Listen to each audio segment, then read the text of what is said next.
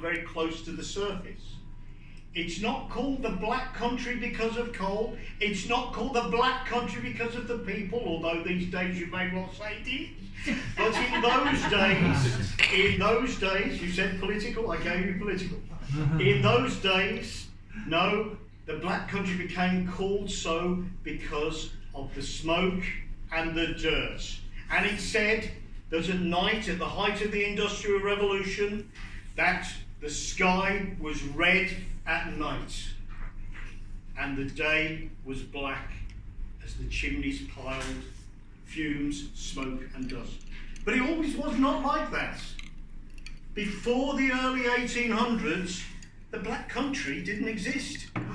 It was merely countryside. Most people lived the farming life as smallholders or perhaps working for the large landowner.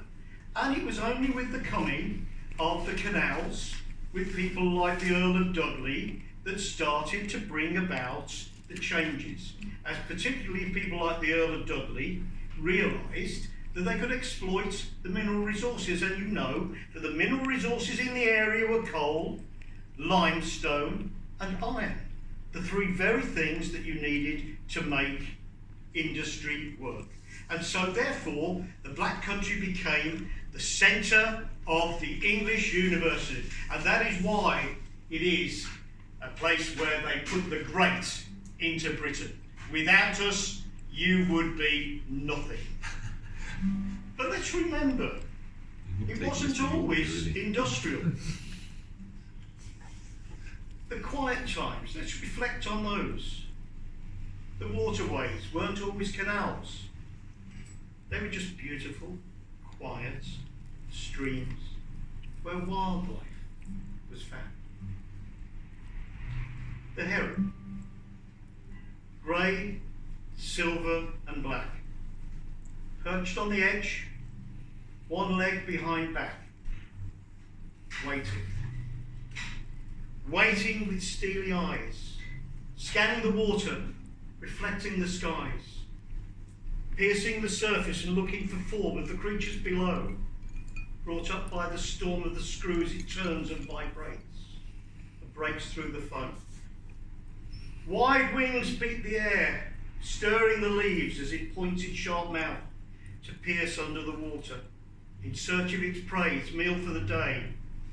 Returning to land, he once again stands, one single leg, and again waits, patiently waiting, with steely eyes, scanning the water, reflecting the skies. A whoosh of air, he's in full flight, a silent whisper, he's out of sight. Reappears ahead of the vessel, waiting my passing. It's all a rehearsal. He learns from each time a boat passes by that what's down below reflects in the eye. The heron had meaning to life on the cut. His presence had comfort, a life and a thought. But if one has patience and digs very deep, there are vast rewards for you to reap. And that's why the Black Country is so important. There were vast resources and vast rewards. And people like Doug Dudley realised this and began to exploit. But to do so, you needed people. The people of the Black Country are not a homogeneous group. We come from the tin miners of Cornwall. We come from the agricultural workers of Shropshire. We come from the diggers, the navvies from Ireland. We are an eclectic group of people. But somebody who came through, slightly famous she was, Queen Victoria, didn't like us very much. She shut the blinds as a carriage went through, fearing what she might see. She treated us with total disdain. Others found beauty in the people. From London a few weeks ago I came down to pay a short visit to our country town. when I came to a village which took my taste, and they told me the name of it was the Lie Waste. When I entered the village, amazed I stood to see all of the houses, they were built of mud. And as I walked forward, I could but admire the young damsels were half naked, and they were hammering fire. Men, women, and children were making of nails. They were cheerfully singing and telling droll tales. Jolly Bacchus was their god, and only him they fear. For wherever they pray, 'tis for the strongest of beer. The people are happy, they covet no riches. They are some without shirts and some without breeches. In summer they build like martins with dirt, and they have their house, their own, but perhaps ne'er a shirt. When gazing about I saw a great spire. What church was that, I began to enquire, to whom it belonged, or what sectors, what people, when I saw a great blaze spurt out of the steeple. The rather alarmed me, I stood to amaze, crying, "Landlord, your church, it's all in a blaze." "We have no church at all," the landlord, he said. "It's a shop where the anvils and hammers are made." "Curse your kindness," I thought, "nothing I say." So I took my heels and I scampered away. With great luck I escaped, and by heaven I swore, they'll never catch me near this hell anymore. Yeah, the people, we were tough. The people of the Lie Waste came in the 1690s and before. They were gypsies. They didn't wear clothes. They didn't have names. They didn't understand the rules of society. This was some of the start of the Black Country. These were the people that Dudley wanted to make him rich, but he could never tame the people of the Lie Waste, a mud-infested hole, as I've just described. And the people were pretty rough. There was one young man, I remember this one well. He hadn't got a name, but he was called for some reason Cooke. I don't know why. Anyway, this is Cooke's story. Because they didn't know names, he didn't know what to call his son. So anyway, here it goes. Cooke round, he lived at the Lie Waste, a youth, not possessed of great riches, but he must have a wife for a desperate big pair of breeches. The latter he could not command, his finances were grown too small. So he took Molly Wobber in tow, and she served him for breeches and all. Cooke and Moll lived happy as biddies without breeches or smock, as they say. Like good women, all in good time, Molly proved in the family way. At length she brought forth a fine wench, and Cooke swore that it should have a name, for none of his family had, which made people say, crying shame. So Cooke asked the neighbour parson if objection he had got to give the name to the bairn, which lately had come to his lot. Well, the parson consented and came, and Cooke capered like one that was wild, and called out to Molly upstairs, "Here's the mon, come to the child." Well, as axe the man into the parlour, says Moll, "and I'll be downstairs in a mo, and fetch the wench in with the child." And the mum they prepare to be in. The priest asked what name they'd have you, but both Molly and Cooke did declare, "We must leave it entirely to you, for we're strangers to names about here. Perhaps the scripture name you'd prefer." "Why," says Cooke, "I have no choice at all. Perhaps your wife would have a thought of a name." But the devil a word spoke Moll. Says the parson, "What do you think of Ben?" "Ah," says Cooke, "that'll do me." So to christen the child he prepared with some water from an old trough. Well, they christened it Ben, you must know. When the ceremony was o'er, the parson gave his blessing and wished them morn at the door. But as soon as the door was closed, Moll bawls as she sits on the bench. You old fool! You've had it called Ben. Don't you know? The bloody bab's a wench. What the deal, says Cooke, don't you spake? Before the mon went away. When he had it, you should have said it. But the devil of words you had it say. Come, says Moll, prithee, fetch the mon back. And don't be talking so silly, for if a name cannot be changed, we have to set up a dilly. Cooke searched, but no parson could find him, and returned with a sad, sullen mood, and cried, blow you, Moll, all would have been all right, if you'd opened your trap when you should. Poor Moll, so modest before, in a great fury at Cooke, she flies, and Cooke, for a finish to seize, furnishes her with a couple of black eyes. Perhaps of the people the manner you'll laugh, but surely you'll not be surprised when I tell you this was the first in the city that was ever baptised. But in this great age of improvement for refinement, it seems there's a taste. Who knows? In the centuries to come, no place might shine like the lie waste. Maybe. Well, there we are. For them that can see it, there's some wenches. Yeah. Alright, fine looking lots, aren't they?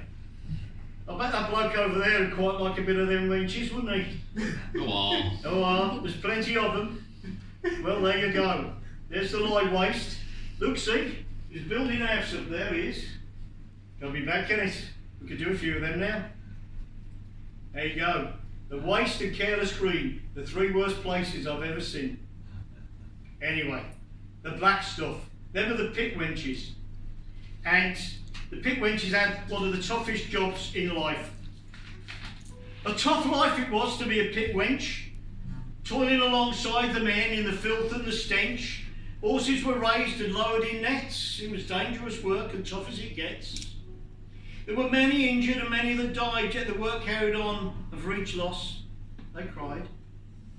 Their names became distant as each day passed by, and the years become one in a blink of an eye. So let us remember just some of these souls, lost to their families in those deep, stinking holes. At 21, Mary Smith had a whole life ahead, yet one little mistake and she fell and was dead. 100 feet she did fall at Monmore Green Pit, where she slipped and fell while fitting a net to be used to raise and lower the horses below. Another life wasted for your furnaces to glow.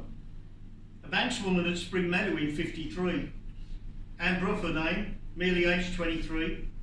She was pushing tubs down into the shaft below. She pressed too hard, the body's too slow. Unable to save herself that day. Yeah, you got it, she tumbled down, and with her life she did pay.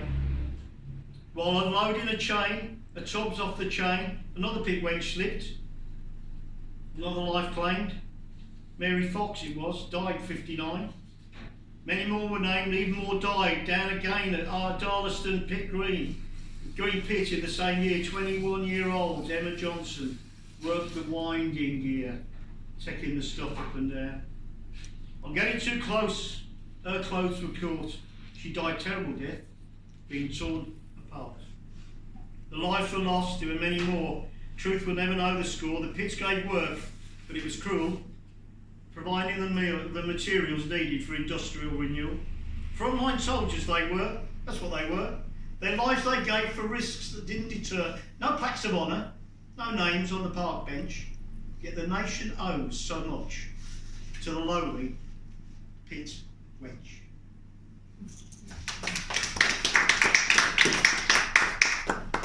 Well, we know about the coal, and we know the Black Country's famous for iron. Infamous, I would say, but I'll come on to that in a minute. Old Dod Dudley there, he had a number of furnaces in Dudley, near Himley and Ettinshaw, and Wolverhampton, which was, of course, now in these days Wolverhampton. But in them days it was Wolfranshampton, and it was given for some little favour by some landowner back in about 1709. Anyway, the furnaces, there were many of them. A place called Bilston, just up the road from where I am. Bilston had more ironworks than in the whole of Staffordshire. And Bilston's about half the size of this place here in the day. So there you go. Now, it was the Napoleonic War. And I remember somebody in this room talking about the Napoleonic War only on Saturday as we walked around. And what we find is that in the Napoleonic War, of course, there was a great clamour for ironworks for obvious reasons, for the weaponry, the obviously the whatever they call them things, bullets and bombs, and what's the word for them? Ordnance. Ordnance, that's it, yeah, ordnance. Yes, indeed. Anyway, to do this, in the day, you'll know the process, wouldn't you? You melted the pig iron, and then there was a process called blooming. That's where you get you blooming idiot from, isn't it? So anyway, because if you didn't get it right and you mixed the sulphurous coal with the iron, what happened? You tried to make anything out of it and it shattered, right? Can you imagine making an iron cannon and you'd mix the coal with it, blow your head off, wouldn't it? So not a good idea. So, but anyway, they had these fellas and they were called puddlers. Now the puddlers, you know, were the blokes who put the rod in and out he pulls a dirty great lump and then they beat it to hell, basically, to prove it. And now we do it a different way, but the puddler was so important. But they weren't the easiest of sort of blokes to get on with. It was hot, it was dangerous, they could be a bit miserable. A bit like me, really. So, brittle they call us, we're straight to the point, we're honest and brutal, and subtle we are. No time for the foolish, we take the hard knocks, you insult our families, we come off the blocks.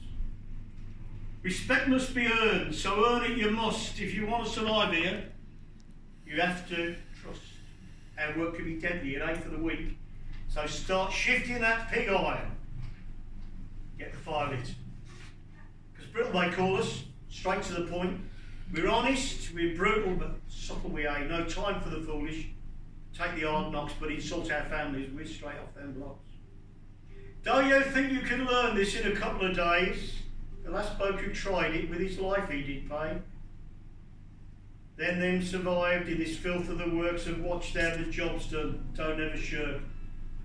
This is a man's place, you'll not hear us speak, the noise of the furnace beats your ears till they bleed. Your throat is as dry as the coal that you shovel, but you mix the coal and the iron, and you'll know the meaning of trouble. To be a good puddler, it's muscles you need. So you keep on shoveling that slack till your hands bleed. Then you start rabbling and squeeze out a shingle. And remember, don't you ever let that coal and iron mingle. So if you think you can take up working in this place, get up early in the morning and show us your face. Don't expect any respect till it's been earned, and don't expect any sympathy when your body gets burned. If it's a puddler you want to be, then your missus wants money for the babs for the feed, then expect to graft hard. Don't you be a muddler, because there ain't many men who can make a good puddler. So, what did we make? Well, unfortunately, we make things that perhaps weren't so good. We were the slaves as well, though. We made things for slavery. It's said that the black country made its money out of slavery. Some truth in it, maybe some not.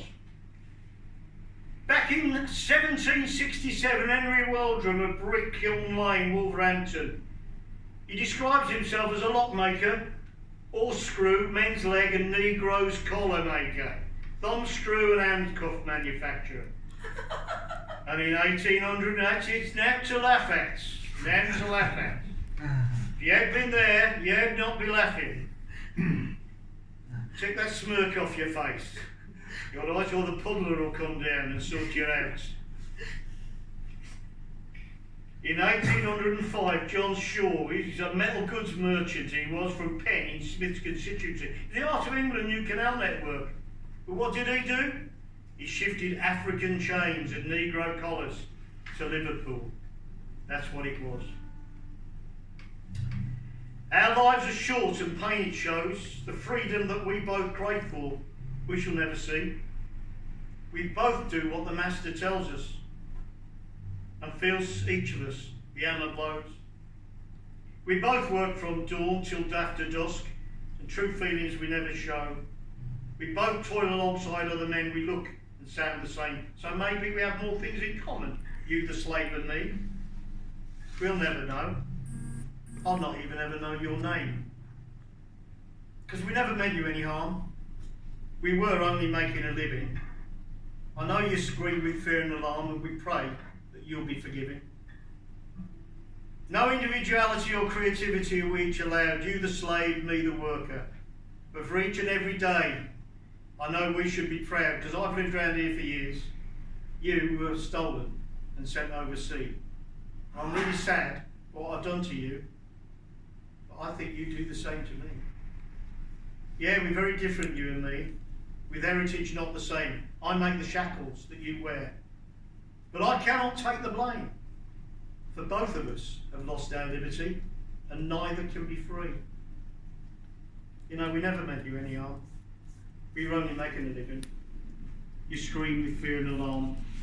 I just pray that you be forgiven.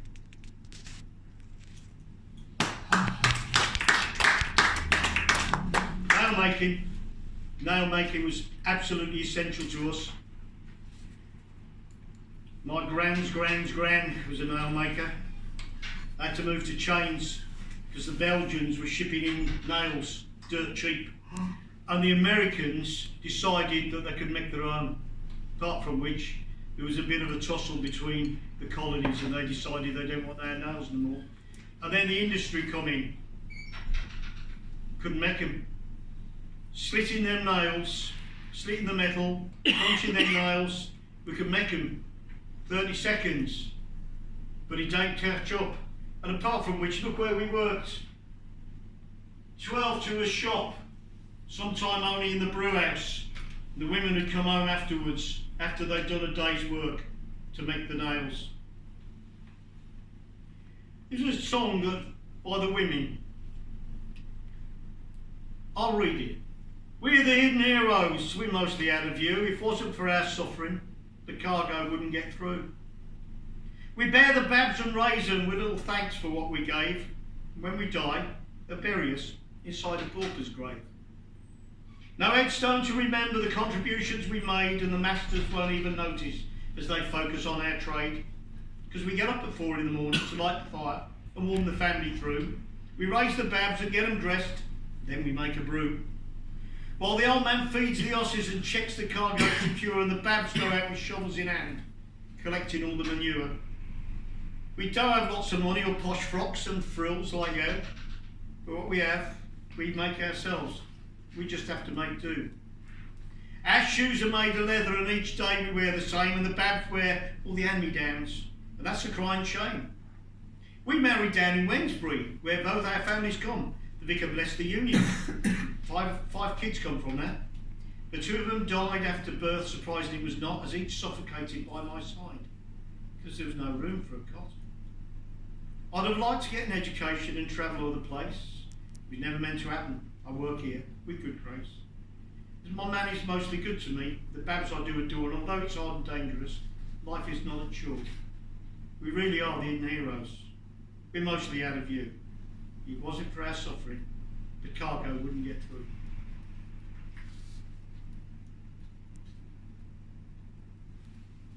We moved to chain making because the nail couldn't sell them. But chains we needed, anchor chains. The Titanic anchor was made in Netherton, right in the centre of the Black Country. See how clever we are. In the year of 42, the streets were full of angry men. The mills and factories were gone, no food to feed the pens. We took to making nails in the ships behind our homes. Our wives and kids had joined us, but yeah, worked us to the bone. Instead of paying wages, we got food paid for in kind. No honesty or decency, 'cause you robbed the families blind. You think you have the power and the weapons you may choose. You think we are the enemy and believe that you can't lose. Your masters took the profit, and for each and every nail, you gave us less and less and less, but you raised the price of every sale. You think you can beat us and think we misbehave, but we are the men of the Black Country, and we'll fight you to the grave. So,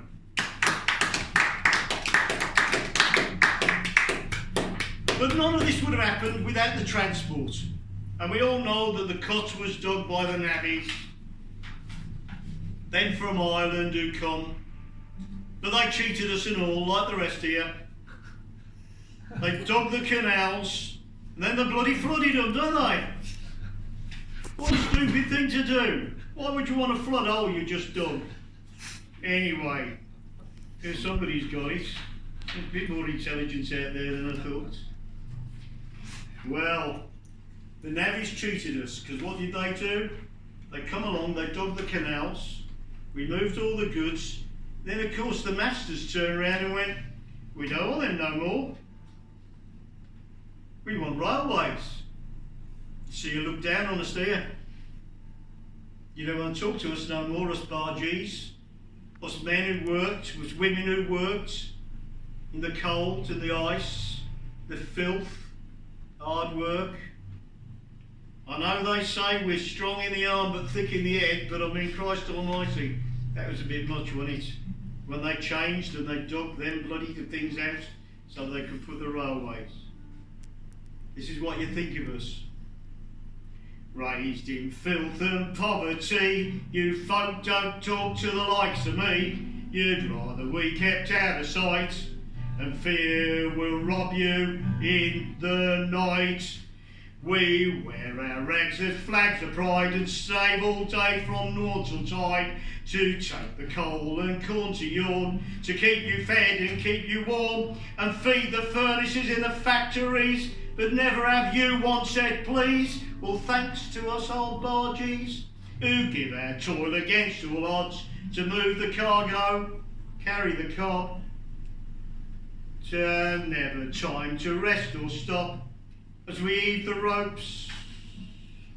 We've got our own community made of the men like you and me, who know no else or other trade, and like our dads are all self-made.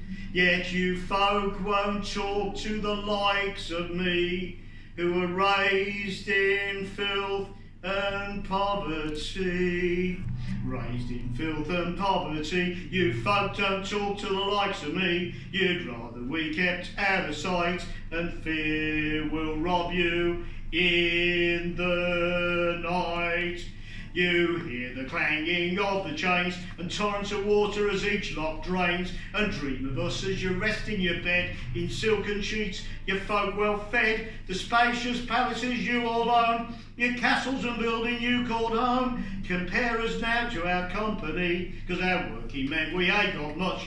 We curse and swear and we kick and punch and drink such beer as we can get, from dusk till dawn and then more yet. Yet it's honest work that we do, and the benefits go to folk like you, who won't talk to the likes of me, who were raised in filth and poverty.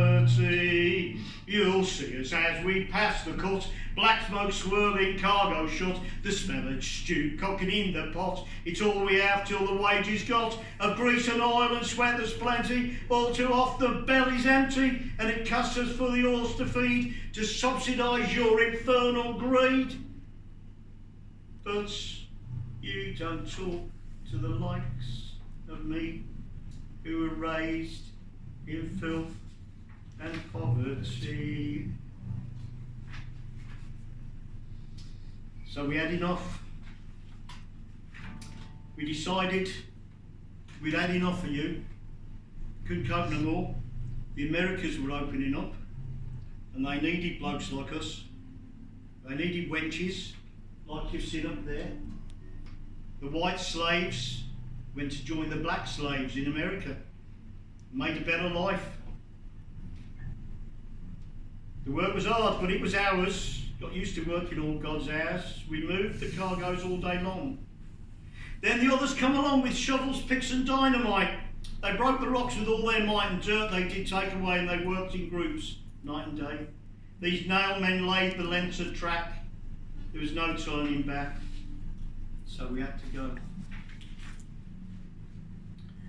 And we did. But we ain't dead yet. Our Ayuk, they quite dead, you never will be. Old Enoch, they forgot in this country, nor never can be. Take a sank round Blackheath or down the Tump, stood amongst the fear and the cross for half hour, just go and watch the folk and go by. And you'll see him there, big as life, old Enoch, old Enoch. Old Enoch left his mark, you can't mistake it, see. He's on a prince in here, and always will be. Just look at the nail shops, they're still there. It's some, they mix them, there's some still there. See the hammer, screwing up the gleeds. That's her what fashions all the nails. You bet. The money far away. Old Enoch, old Enoch. Old Enoch made big chains, his woman made them small. See him like the big anchors, Enoch made them all. And greatly if you'll find him around any chain shop in the day, or if not, look in the pubs, you'll see him nestled against the church at the end of closing time, old Enoch. Old Enoch. No, Enoch they quite dead, nor will ever be. Old Enoch they forgot, nor ever can. You ever see the Jews harp? You met him round the back of Rowley Church. Stand atop Hawks Hill and look down, see all them lights amongst the cuts. He used to puddle the iron there, did Enoch? Old Enoch. Well, he went to America. Old Enoch. And the loss is yours.